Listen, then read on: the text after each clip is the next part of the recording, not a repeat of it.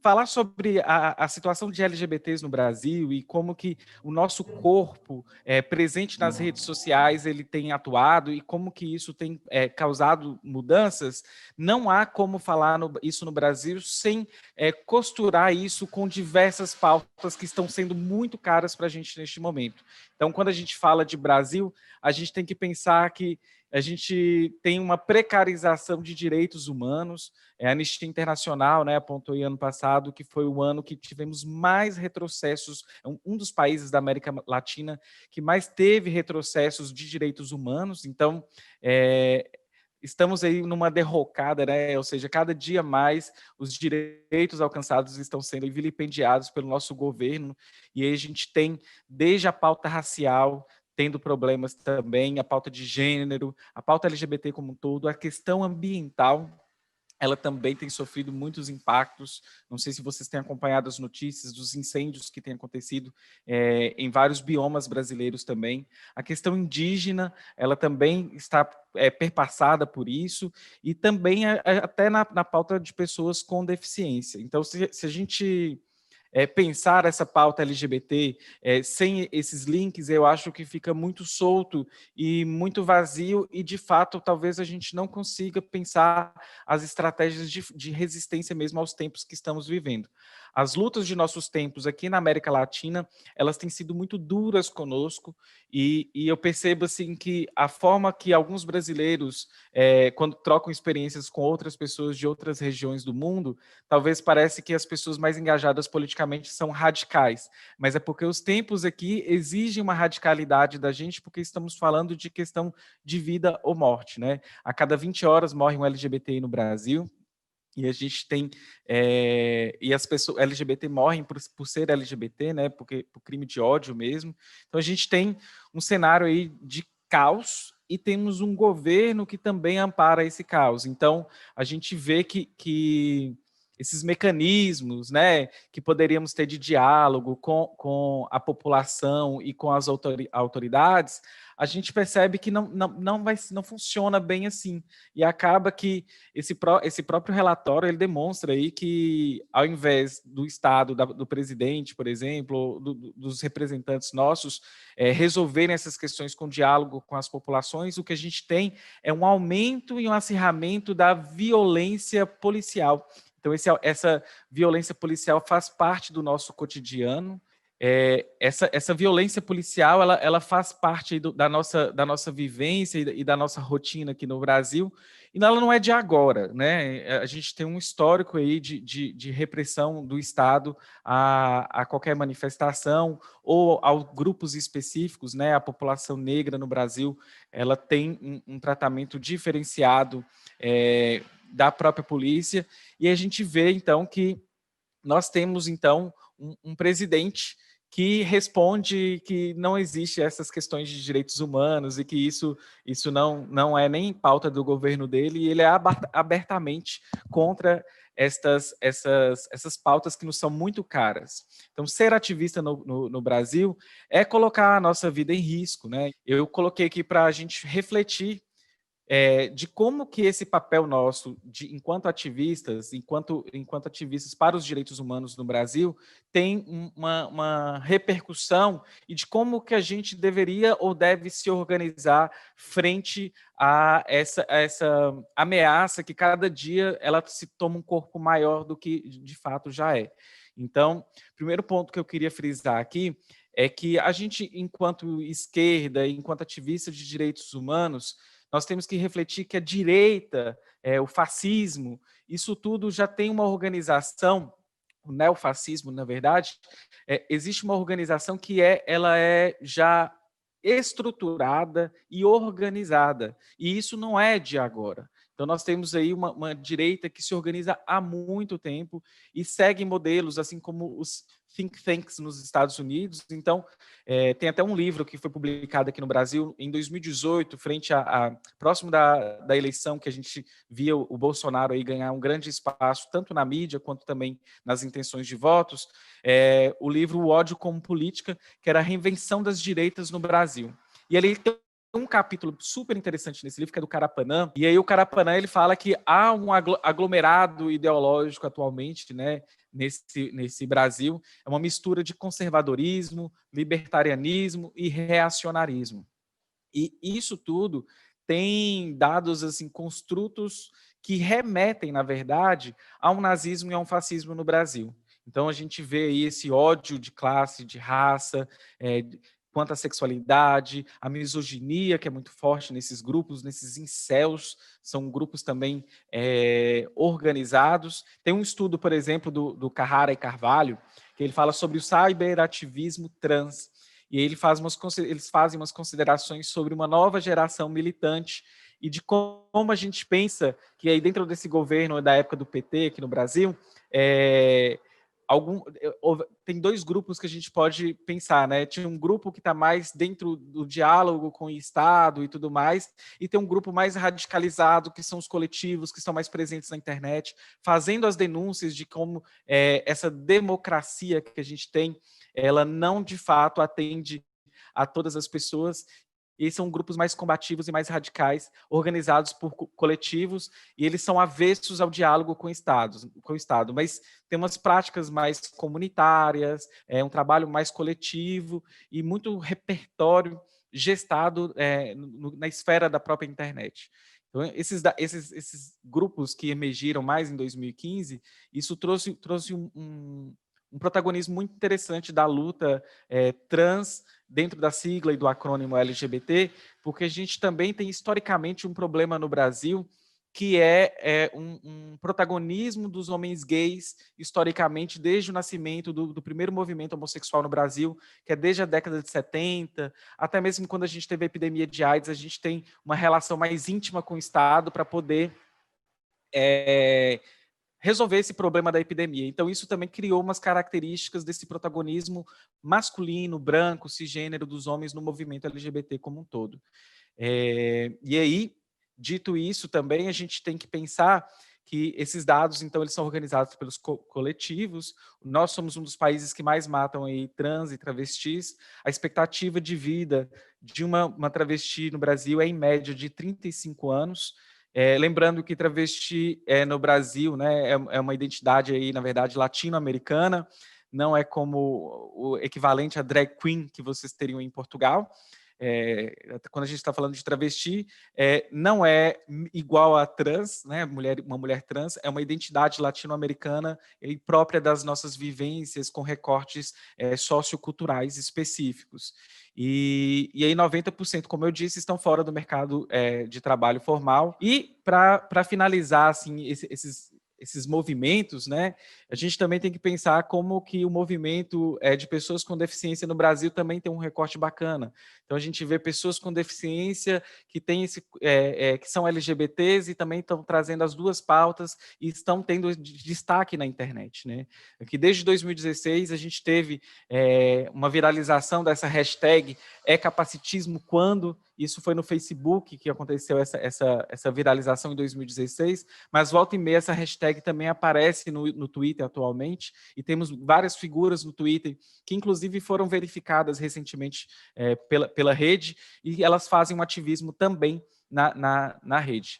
E quem começou, né, a cunhar esse termo aqui no Brasil foi a Ana Ri. Ela até escreveu um livro num congresso que ela conta um pouco dessa história, né? Ela escreveu um capítulo de livro que ela fala, o texto dela é Politizar a Deficiência, Aleijar o Queer. Algumas notas sobre a produção da hashtag capacitismo quando no Facebook. Então ela conta ali que quando em 2011, que ela fez todo um movimento para aparecer nos anais de um determinado evento a palavra capacitismo, para a gente começar a utilizar essa palavra. Muitas pessoas até então não sabiam que o capacitismo é esse preconceito voltado para pessoas com deficiência, e isso começou também a se espalhar pela internet. E eu gosto dessa palavra espalhar do que viralizar. Existem profissionais, né, igual o Christian Gonzatti, que é um pesquisador de comunicação, um LGBT aqui no Brasil, ele estuda sobre os espalhamentos dessas questões mais LGBTs e queer no Brasil. Então, a gente também já gravou um podcast e ele tem algumas conclusões interessantes sobre isso. Então, nós pensamos aqui movimento negro, indígena, LGBT, pessoas com deficiência, movimento feminista, de como eles estão intimamente interligados e como a cada dia materialmente a vida dessas pessoas estão ameaçadas por aparecerem na internet, por colocarem seus corpos à vista, e que antes, num processo de domínio midiático, uma hegemonia da televisão, por exemplo, esses corpos não eram tão presentes. Então, na internet, a gente consegue fazer a nossa voz ser mais presente, dar corpo a isso, mas a gente também percebe que existem certos limites, e esses limites, a gente encontra essas barreiras quando a gente percebe que existe um próprio Estado que também nem sempre vai favorecer as nossas lutas. Nós percebemos também um limite quando o próprio algoritmo das redes sociais tentam burlar as nossas demandas. Existem vídeos que a gente lança no YouTube e o próprio YouTube derruba o alcance intencionalmente dos nossos vídeos. Fomos capazes de mostrar no meu canal, que já tem uma página no YouTube, tem uma página no Instagram e no Facebook, mostramos aqui somos LGBT e estamos presentes em todas as ilhas de Cabo Verde, inclusive na diáspora, em vários outros países. Temos cabo-verdianos LGBTs e que existem e resistem em todas as partes. Que não somos uma simples minoria, somos seres humanos que exigimos os nossos plenos direitos de sermos quem somos, termos os mesmos direitos enquanto nós sendo seres humanos. Então, daí, nessa plataforma, sempre lutamos para dar visibilidade, mostrar que somos seres humanos e que os nossos direitos têm de ser reconhecidos, que não podemos continuar sendo invisibilizados, que o Estado continue a fazer uma imagem linda de Cabo Verde de uma forma internacional e nacionalmente nós não vemos isto. Há dias aconteceu que uma jovem em São Vicente ela foi agredida verbalmente e fisicamente na ilha. O caso já está a par das autoridades, mas o caso nunca vai ser tratado como um caso de homofobia, que foi um caso de homofobia, mas não vai ser tratado como um caso de homofobia. Por quê? Porque Cabo Verde não o reconhece. Cabo Verde não o reconhece como um homem gay ou como um homem trans. Cabo Verde não reconhece ele como um ser LGBT. Ele simplesmente é um simples homem. Então, isto não é homofobia para Cabo Verde, isto é apenas uma agressão e vai ser julgada como uma agressão, se for julgado. Este é o problema. Então, as plataformas de internet sempre foram e sempre vão ser uma grande ajuda para a comunidade LGBT, creio que de todo o mundo, mas principalmente para Cabo Verde, que é um país onde que nós somos bem focados a comunidade LGBTI de Brasil. A comunidade LGBTI brasileira nos assemelhamos muito a eles. Então, normalmente, o que faz Brasil, Cabo Verde faz. Então, temos essa semelhança de termos raízes brasileiras a puxar sempre para nós, a trazer o que fazem no Brasil a fazer em Cabo Verde. Então,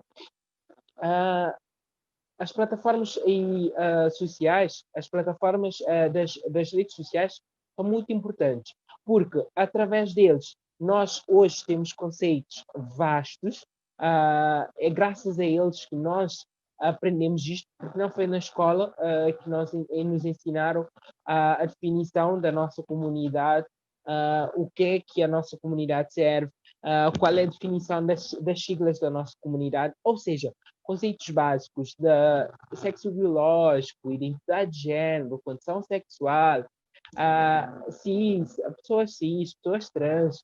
Então, tudo isso foi através do cyber, foi através das redes sociais, foi através das plataformas existentes hoje.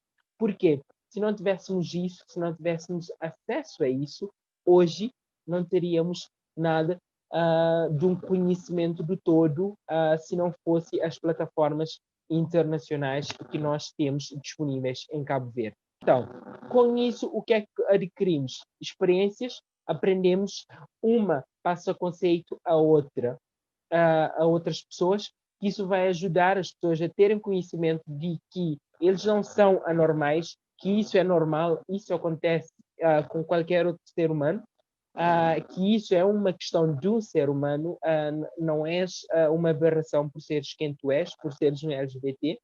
Então, toda essa plataforma que nos serve como uma informação do todo, nos ajuda a ter definição. Porque a nossa sociedade não é aberta a questões LGBT. Já estamos a falar isso, já há anos estamos a debater essa questão, desde o lançamento da campanha Livres e Iguais pelas Nações Unidas. Foi uma belíssima campanha, teve como a madrinha Mayra Andrade, onde que trouxe ao debate público questões ligadas ao LGBT. Então, foi desde lá que começaram a dar foco à comunidade LGBT. A sociedade começou a falar sobre a questão LGBT. Artistas começaram a cantar músicas ligadas à comunidade LGBT, porque era o foco, porque é o que estava no centro, era o que estava a dar o que falar, era o que estava a gerar polêmica, certo? Então, tudo isto eu falo numa plataforma que, numa forma de mostrarmos que a internet nos ensinou e nos ensina até agora. Cabo Verde está a melhorar, está a crescer, está a aprender a desenvolver e a tentar assimilar e respeitar pessoas LGBTs. Hoje temos mais pessoas a lutar pela causa, com certeza, mas ao mesmo tempo temos uma vasta taxa de invisibilidade, porque em Cabo Verde não se vê homens gays, se vê homens trans, mulheres trans. Os homens gays é uma parte da comunidade LGBT que é completamente invisibilizada, porque não se assumem, não se mostram e não se declaram, e muito menos são ativistas LGBT.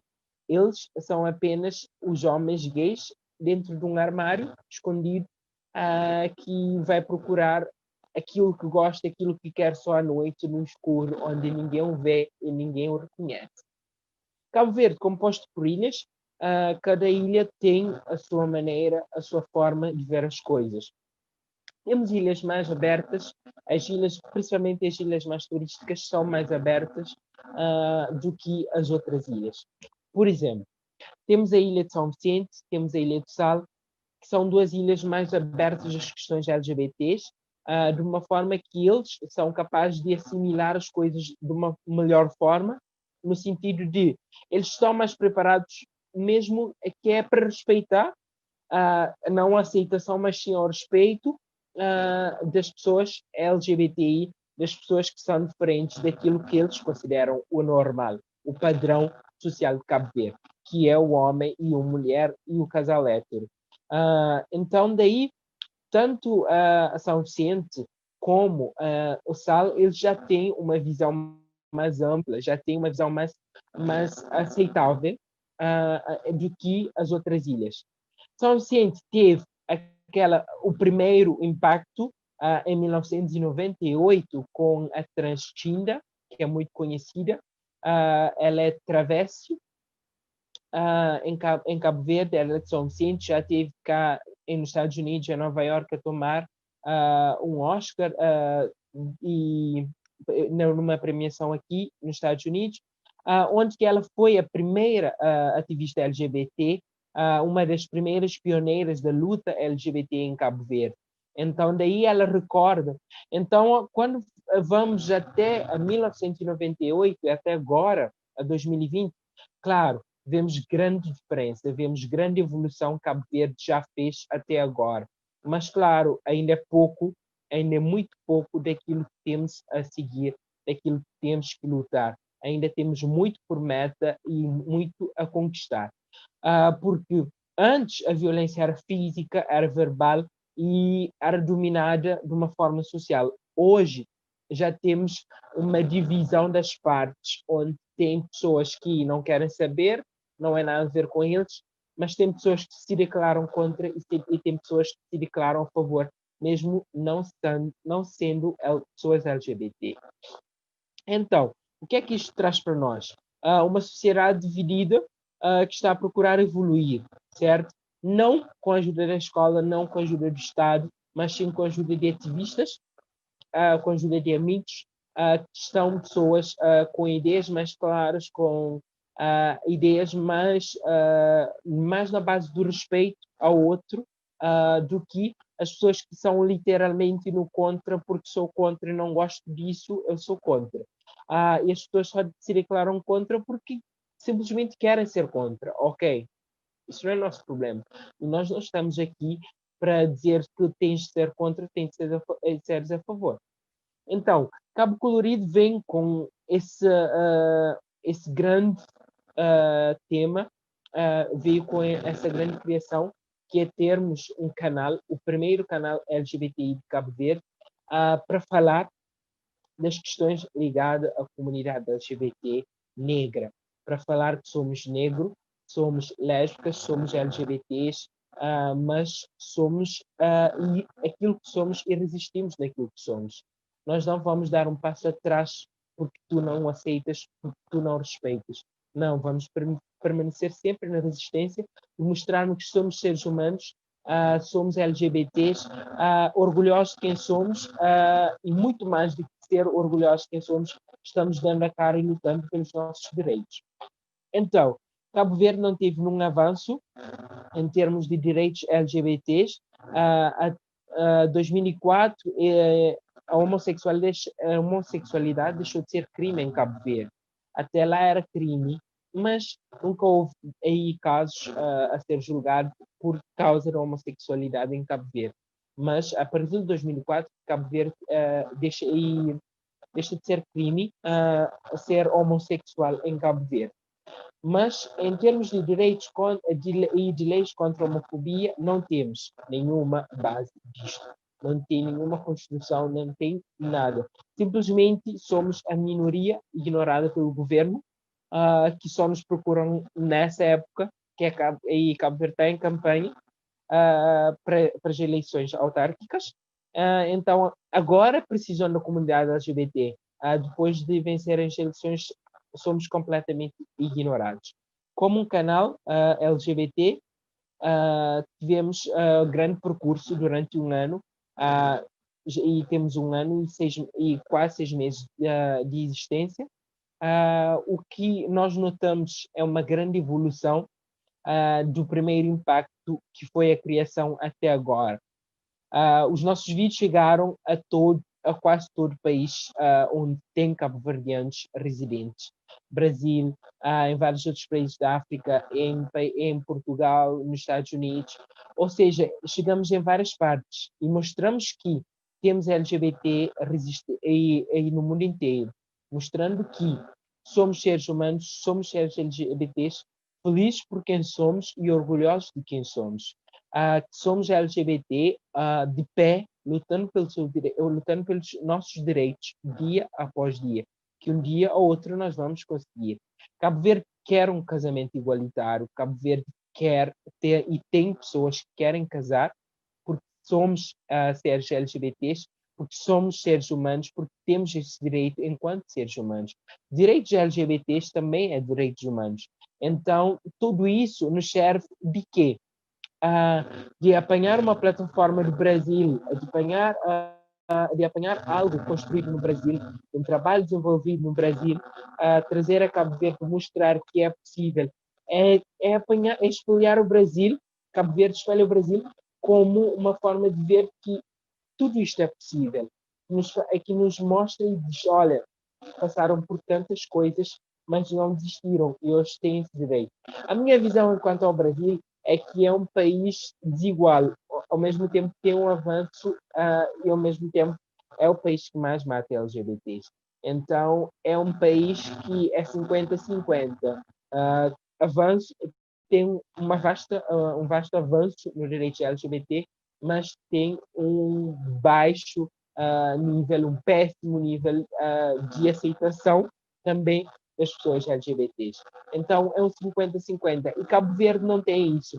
Cabo Verde tem violência acontecendo, sim, todos os dias, mas cerca de 90% é verbal, os 10% é físico, mas nunca é reconhecido como uma violência contra uma pessoa LGBT. É isso que queremos, que nós sejamos reconhecidos como seres LGBTs, sejamos reconhecidos como seres humanos com uma condição frente daquilo que a sociedade tem como padrão normal, que sendo lésbica, sendo gay, tem os mesmos direitos que qualquer outro cidadão, sou cidadão enquanto eles. Então, tudo isto nos leva para uma coisa, de mostrarmos para as autoridades, mostrarmos para a sociedade cabo-verdiana que nós existimos e nós resistimos.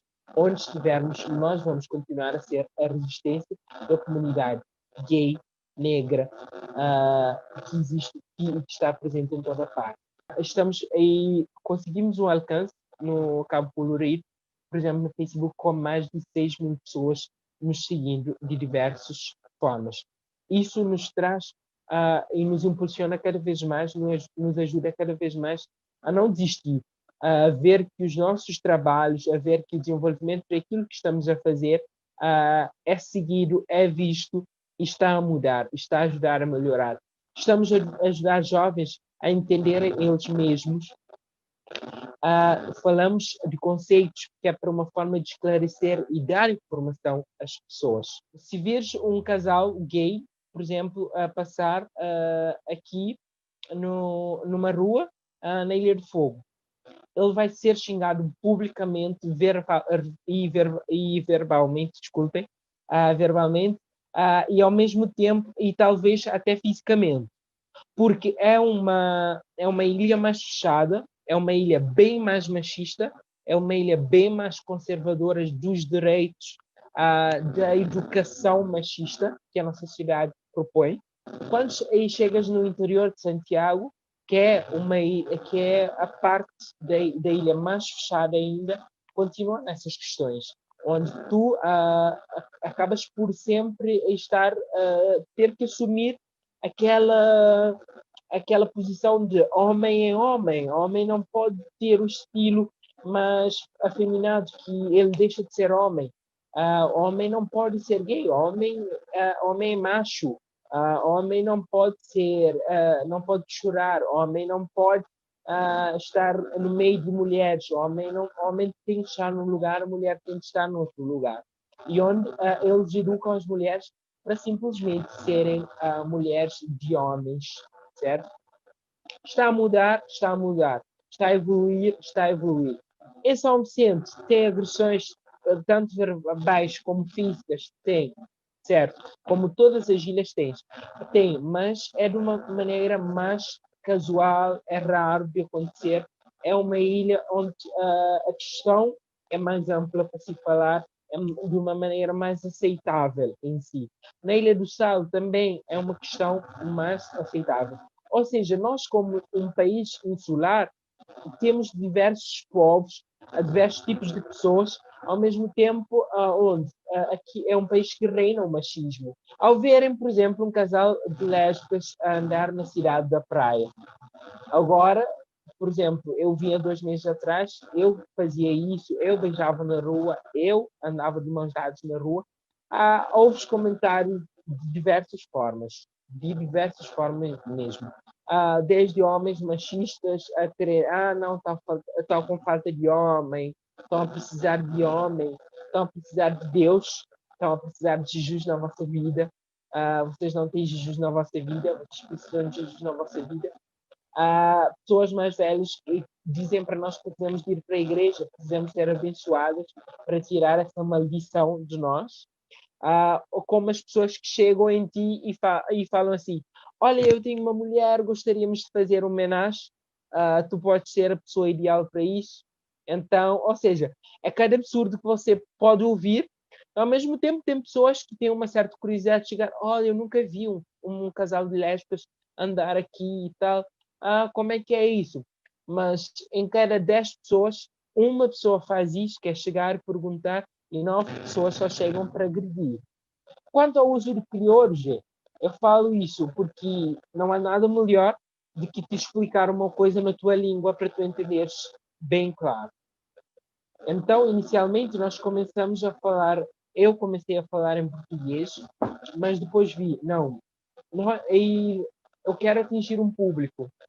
Claro, sem dúvida. Eu queria atingir a população do Brasil, eu queria atingir a população de Portugal, eu queria atingir a população do mundo inteiro, mas também queria atingir a minha terra. Então eu disse, não, as mulheres que têm 50 anos para cima não vão gostar de me ouvir a falar em português, porque essa não é sua língua. Você não está a explicar nos termos que ela está a entender. Então ela não vai te entender da mesma forma que tu, se tu falares em crioulo. Então daí cheguei um dia, gravei um vídeo em português, gravei um vídeo em crioulo. O mesmo vídeo. Eu vi, não dá. Português não dá. Não dá por quê? Porque simplesmente estás a ficar falso, está a ficar fake. O vídeo não está a ficar com aquela intenção, não está a dar aquela pressão que tu queres colocar, não está a dar aquele impacto que tu queres mostrar. Então, olha, português não dá. Vamos lá tentar colocar a tradução em português ou em inglês e vamos falar em crioulo, porque não dá. Então, isso é uma coisa que estamos a trabalhar também para virmos a postar, que é uma tradução disponível em português ou em inglês, que é para facilitar que nós conseguimos atingir várias outras pessoas. E a gente esquece, inclusive, que o trabalho que a gente faz na internet, às vezes a gente é como se a gente não esquecesse de fato, mas a gente perde a dimensão para onde estão chegando os nossos vídeos, que pessoas estamos acessando. Volta e meia no Brasil, eu recebo informações, olha, tem adolescentes na favela, numa escola tal, falando que ouvem Doutora Drag. Quando eu vejo isso, eu fico assim, encantado e sempre emocionado, e nunca deixei ainda de ficar alegre com esse alcance que a gente tem feito, né? Assim, as redes sociais às vezes me são um pouco tristes no sentido de que a gente atinge mais uma classe média, mas a gente vê que também dá para atingir outros públicos também. E quando a gente fala, inclusive, de classe média no Brasil, a gente também tem que pensar aí no recorte de raça ou cor também, que é muito importante. E o papel nosso na internet é esse, né? A gente sempre está explicando, dando aulas, fazendo formação, às vezes fazem vídeos mais engraçados, às vezes vídeos mais informativos e mais sérios. A gente tem que meio que trabalhar a didática, né? Eu sou professor, eu gosto de trabalhar a didática. Às vezes são vídeos despretensiosos, mas estão falando alguma coisa. A Decilene estava falando ali, eu já estava pensando, olha, tem que convidar a Decilene para a gente conversar um pouco sobre Cabo Verde, para pensar nas lutas, né, de outras pessoas pelo mundo. E é assim que a gente meio que funciona, e isso vai despertando esse interesse para as pessoas, tanto para as questões da pauta LGBT, quanto para as outras questões também.